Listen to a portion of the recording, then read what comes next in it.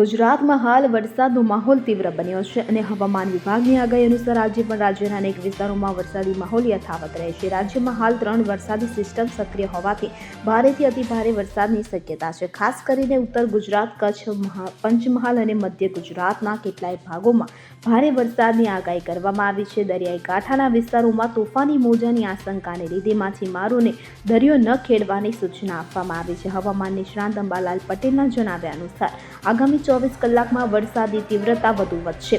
ઉત્તર ગુજરાતના પાટણ, સમી, હારીજ અને મહેસાણા જેવા શહેરોમાં ભારેથી અતિભારે વરસાદની શક્યતા છે કે જેને કારણે નીચાણવાળા વિસ્તારોમાં જળબંબાકારની સ્થિતિ સર્જાઈ શકે છે।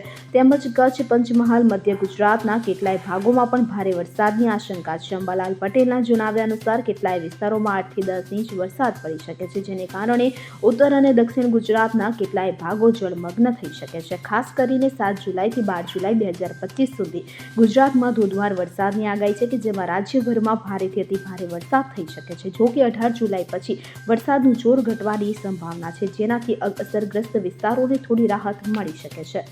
Bureau report CN24 news. હવે જુઓ દેશ દુનિયાની તમામ ખબરો તમારી આંગળીના ટેરવે।